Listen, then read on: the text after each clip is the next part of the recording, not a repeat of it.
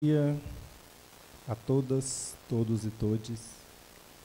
É uma alegria enorme receber vocês aqui para o nosso segundo dia do 5º seminário Governança das Redes. Ontem tivemos debates intensos e grupos de trabalho muito produtivos. Hoje seguimos com uma programação igualmente enriquecedora, trazendo olhares diversos sobre tecnologia, sociedade e direitos digitais. Sintam-se à vontade, acomodem-se e vamos em conjunto para mais um dia de reflexões e trocas. Abrindo a parte da manhã, temos a honra de receber a palestra principal do nosso dia de hoje sobre inteligência artificial. A IA já está transformando nossas vidas e refletir criticamente sobre seus impactos é indispensável para que ela seja um instrumento de inclusão, justiça e fortalecimento da democracia. Com muito orgulho, convido a se juntar a nós neste momento especial Eni Carajá, cacique da comunidade indígena Carajá de Minas, integrante do Conselho Estadual de Cultura de Minas Gerais e doutor honoris causa da Universidade Afro-Brasileira de Contagem. Por favor, Eni.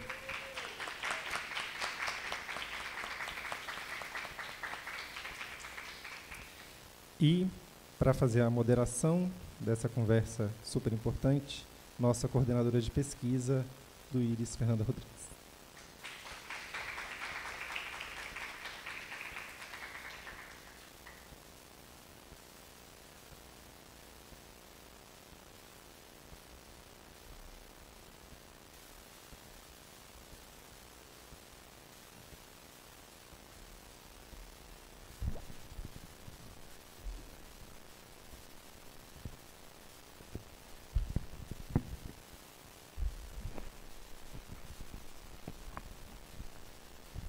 Olá, pessoal. Bom dia. Tudo bem? Estamos com a difícil missão de iniciar o seminário no segundo dia, mas eu acho que a gente está muito bem acompanhado aqui para fazer essa abertura do segundo dia de uma forma esplêndida. Eu gostaria de aproveitar esses primeiros minutos para parabenizar o IRIS, né? Eu tenho a honra de fazer parte desse instituto, que está completando 10 anos, e tenho a honra de fazer parte dessa história há 4. Então, é muito feliz estar aqui e retornar especificamente para esse espaço da faculdade, porque eu sempre conto essa história.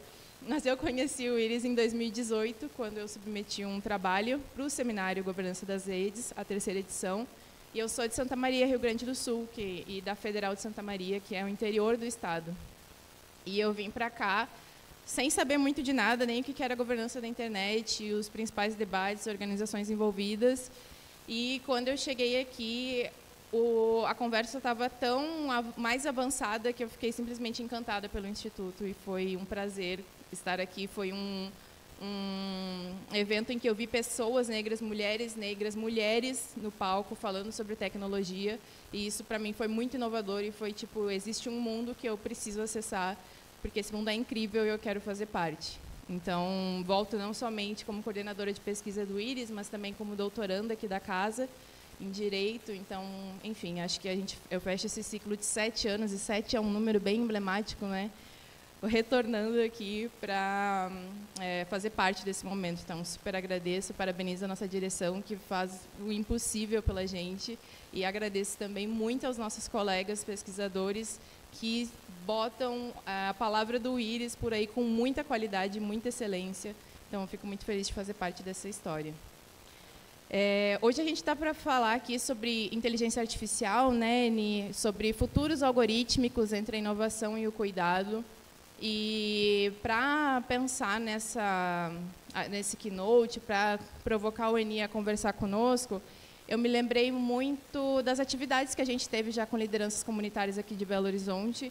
Então, o Eni ele vai poder falar logo mais, mas ele é uma liderança com a qual a gente entrou em contato em 2022, junto a outras lideranças comunitárias de Belo Horizonte, como a Tati Oliveira, que está aqui também, do Quilombo Mangueiras.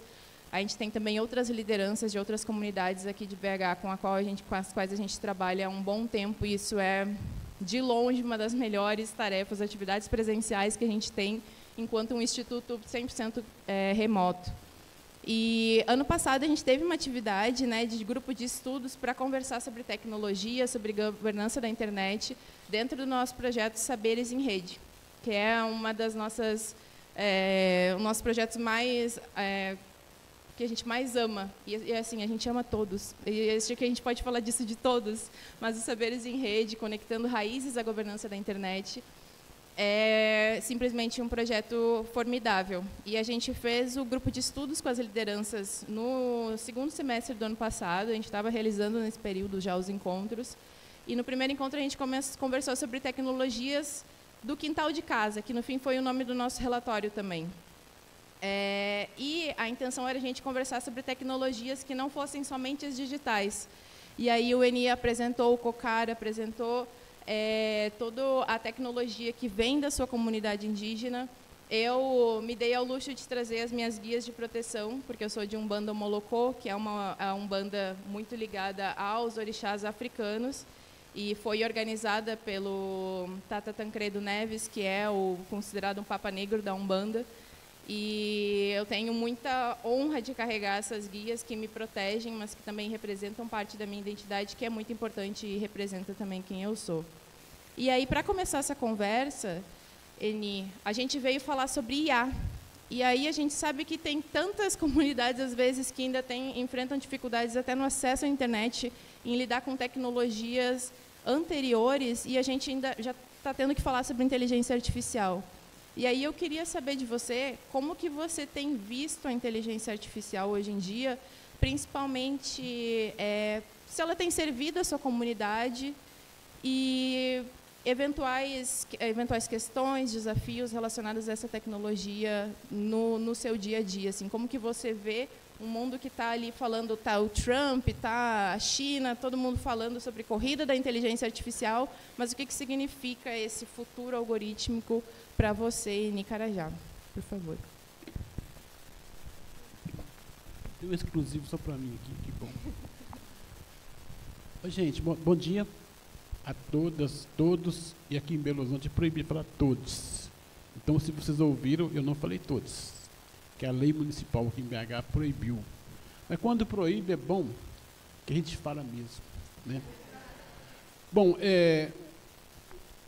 inteligência artificial, para mim, ela é inferior a IH, inteligência humana. Que não existe inteligência artificial sem o comando humano. Então, eu vejo que a inteligência artificial, atualmente, ela está bem avançada para muitos, e tem muitos que ainda nem chegou no estágio nível fundamental, vamos dizer assim, né? Porque, por exemplo, eu estava dando um exemplo para Fernanda, que lá em casa tem 2 pessoas que não sabem ligar a televisão smart, porque tem que passar para uma rede, um aparelhinho, tudo em inglês, né? Home e tal, aí ninguém consegue assistir televisão, que para ele era melhor ter a televisão do dedão. Apertou lá o botão vermelho, acendeu e acabou. Então, assim, a inteligência artificial ela é importantíssima, porque ela veio trazendo algumas novidades, sim, né? Principalmente para nós que somos da academia. Eu sou aqui da UFMG, da antropologia, e assim, eu não confio na inteligência artificial para fazer meus trabalhos, porque desvirtua a minha ideia originária de uma pessoa indígena que passou uma série de dificuldades para chegar no nível superior, porque eu já, no início, lá, quando eram os livros didáticos, né, eu era contra a forma com que se escrevia ciência, se escrevia, por exemplo, obrigava a gente a ter matemática, porque as matemáticas não tem nada a ver com a gente, e também falava sobre o processo de descoberta do Brasil. E assim, no caso meu, por exemplo, assim, até na universidade, quando eu cheguei na minha primeira semana, foi só assim, textos e textos, colocando que indígena é um povo que é antropófago, come gente, é um povo preguiçoso, um povo que não faz... Tipo assim, ou seja, desvalorizava para mim o meu povo em papel, ou seja, eu escrevi um texto um dia, mas falei assim, de quem é esse texto? Foi meu. Não, você tem que ter um autor. Você tem que ter alguém lá atrás que escreveu alguma coisa parecida com o que eu escrevi para falar que não é minha, mas é da pessoa. Então isso não é uma inteligência artificial nunca, né? E para mim é o seguinte, eu assustei com a inteligência artificial pela primeira vez, porque esse código de chat GPT, esses aí, eu nunca cheguei não. Mas esses mais simples, né? Porque um dia eu fiz uma pergunta para a inteligência artificial, ela me respondeu totalmente enviesado. Aí eu fui, corrigi ela, e depois perguntei de novo.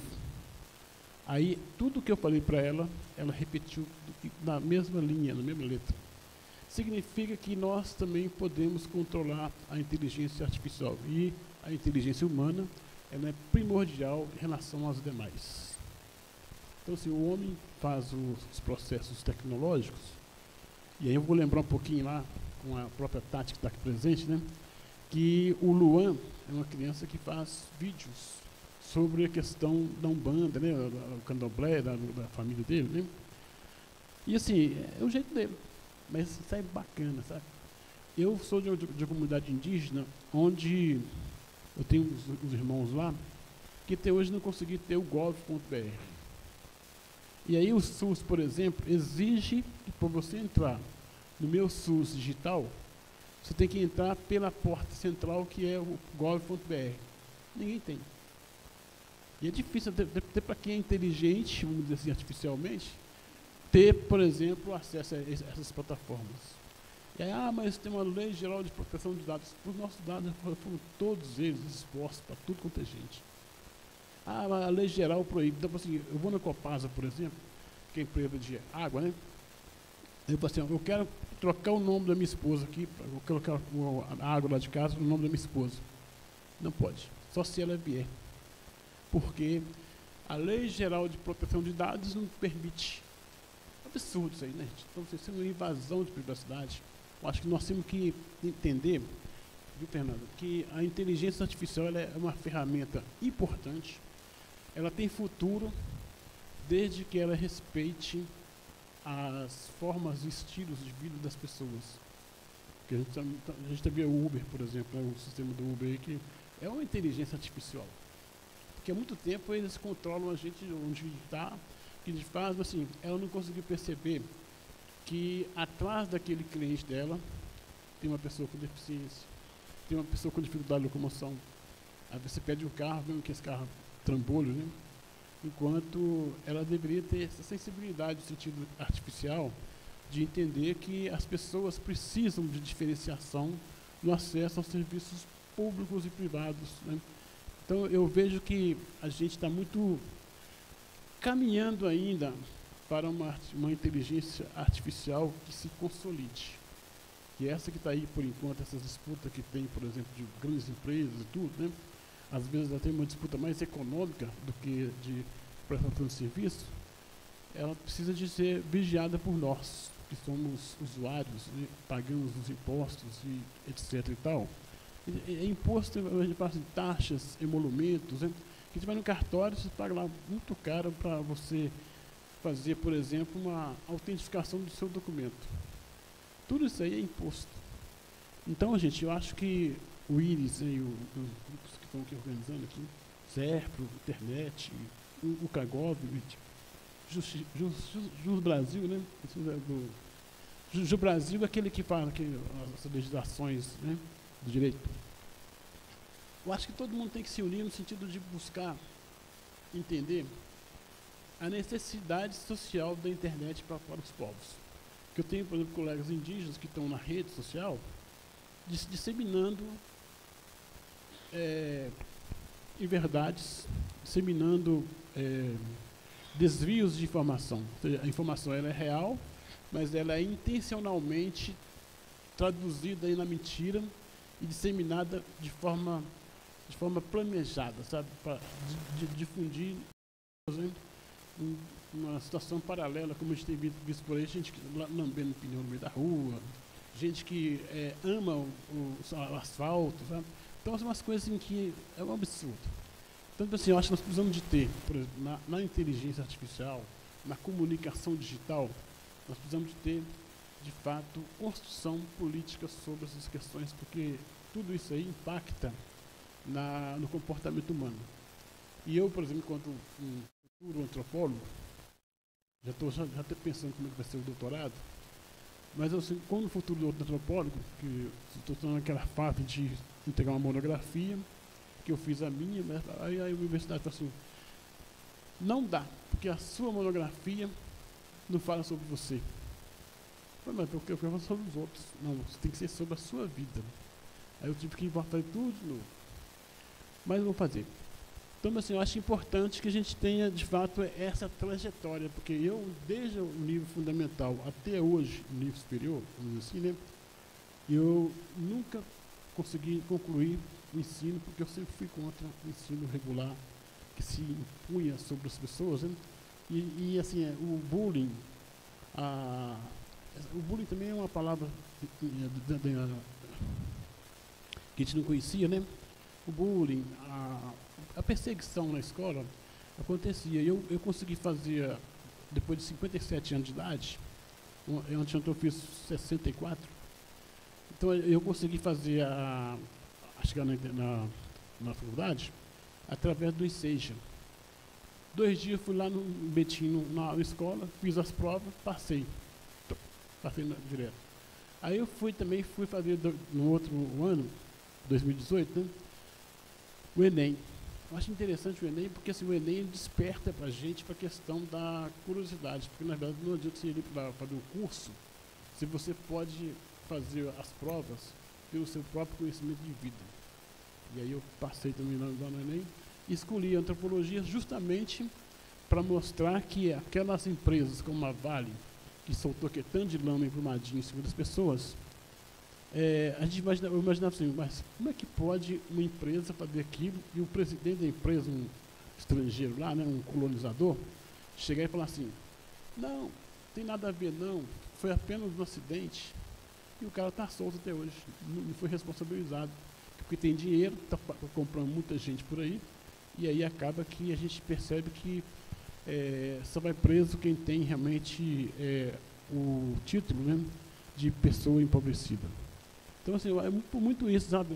Eu vejo que esses algoritmos, né, que a gente fala muito sobre eles, né, meu sobrinho, o Juan, que também faz parte aqui do IRIS com a gente, né, ele tem 20 anos, ele fala assim, ó, eu faço música, minha música não chega em lugar nenhum.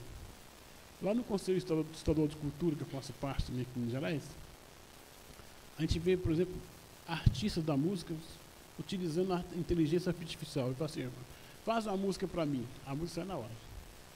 Mas assim, a gente percebe que não é uma música, são tons. Mas música é aquilo que você escreve, como o Chico Buarque escreve, né, do coração, explicando como é que são as palavras, né? Que as palavras também são importantes, porque assim, eu sou pesquisador da UNB, nos 35 anos do Estatuto da Criança e do Adolescente.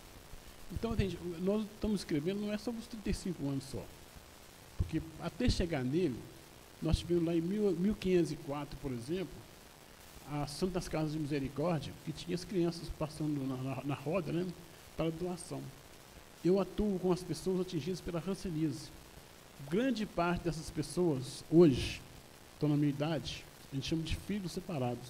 São pessoas que foram doadas, entregues em preventório, educandário, creche. Então, assim, essas pessoas não estão na inteligência artificial, mas eles estão na mídia, porque nós estamos fazendo pressão junto ao governo federal e o governo Lula, pela segunda vez, né, atendeu esse povo, quando indenizou essas pessoas e pediu desculpa em nome do Estado, porque as legislações eram feitas de segregação.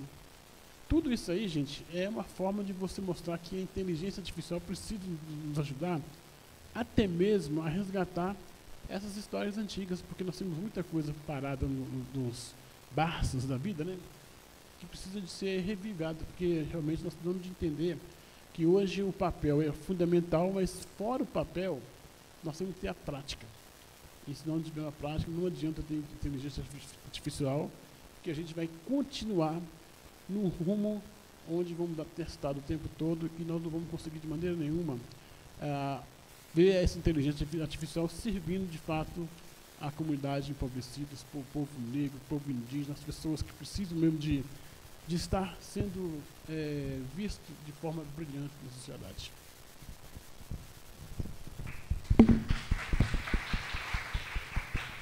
Muito obrigada, Ani. Eu acho que você já até adiantou um tópico que eu ia trazer, que é justamente o que a IA precisa para nos representar melhor, né? E aí eu vou trazer uma fofoca do nosso grupo de estudos do ano passado para o pessoal que não estava junto, mas a gente teve um dos encontros para fazer um jogo sobre conectividade, sobre redes, e entender como é que funciona a infraestrutura da internet no Brasil. E aí era um jogo em que quem joga representa provedores de internet, e aí o tabuleiro é basicamente o mapa do Brasil. E aí a intenção era ir construindo, tentar ganhar território para implementar a internet, enfim, quem é que conseguia ter mais espaço no mercado ali em relação ao avanço, né, do fornecimento da internet. E aí, o Eni, ele comentou conosco sobre... Porque ele foi o ganhador, a gente dividiu em 2 grupos, e o Eni foi o ganhador do jogo no grupo dele.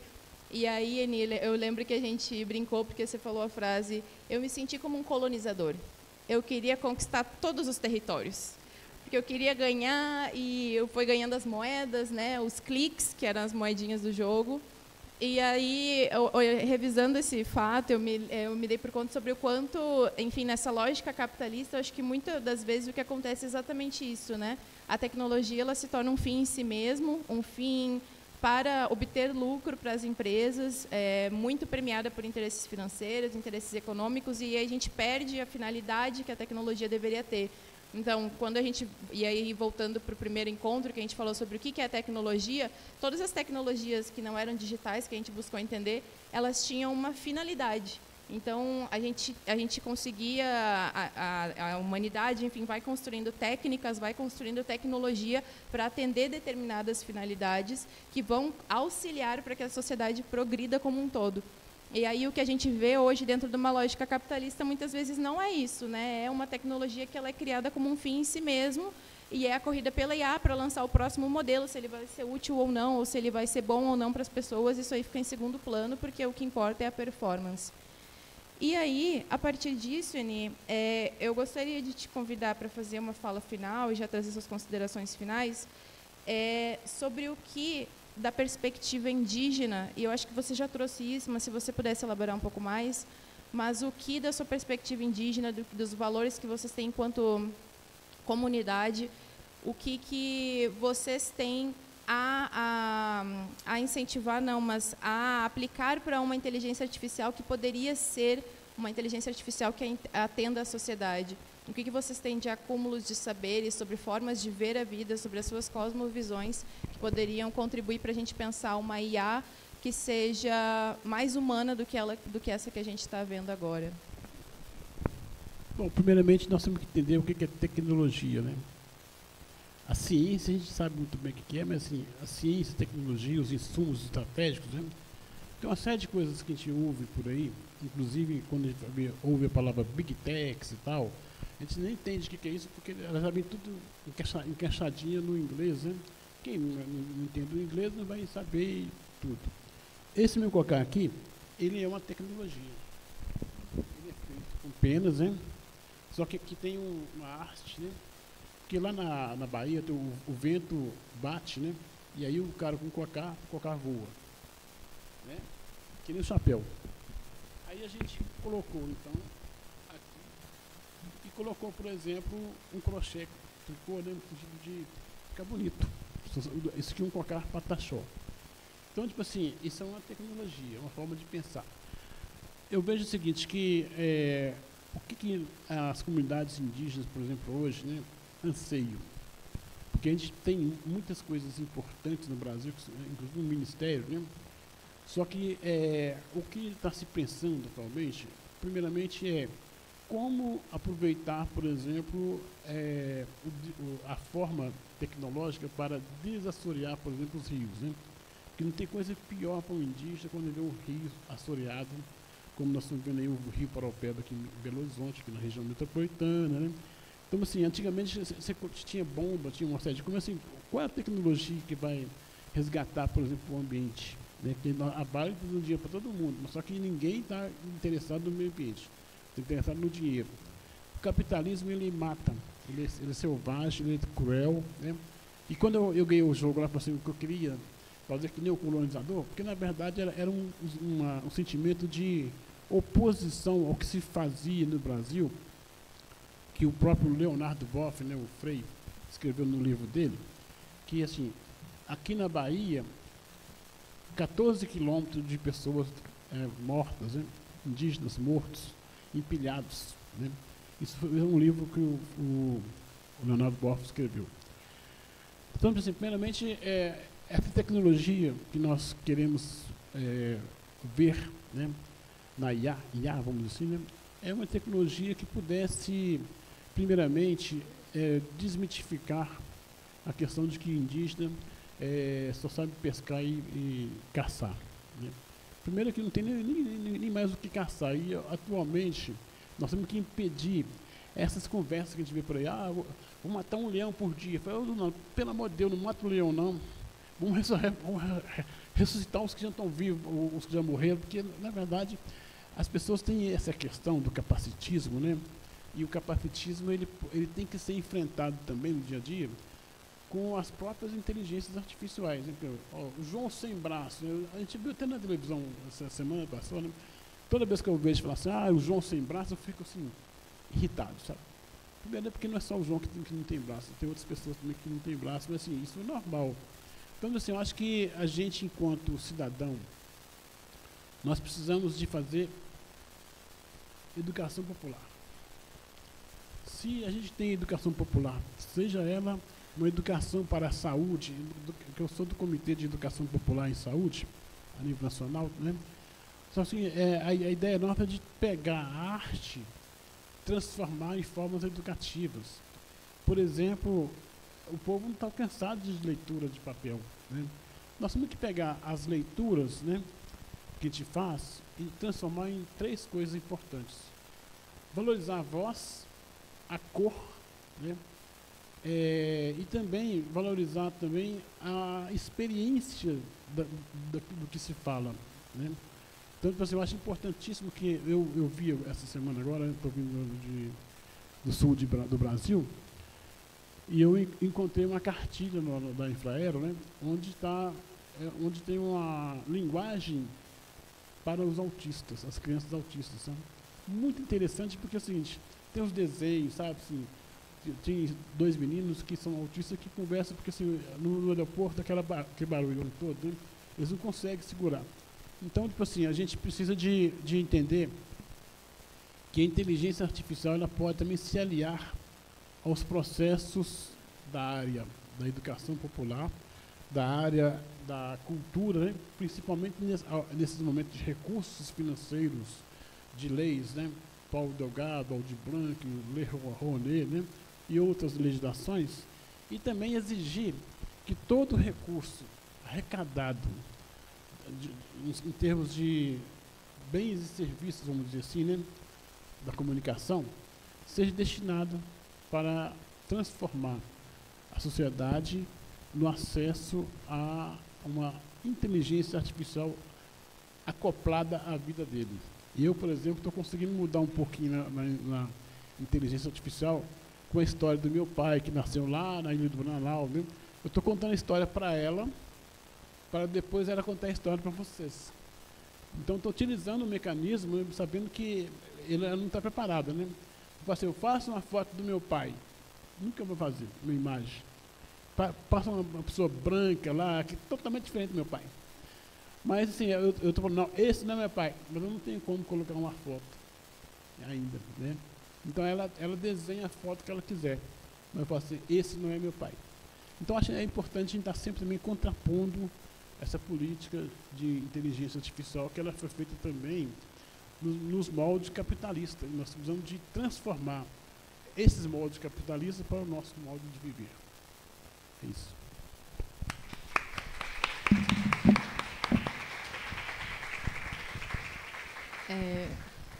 Muito obrigada, Ani. Foi muito inspirador te ouvir. E eu acho que é isso. A gente estava ontem nos grupos de trabalho ainda discutindo também sobre a necessidade, por exemplo, de inclusão de povos indígenas na questão de soberania digital e diante do avanço de grandes empresas com internet via satélite lá na Amazônia.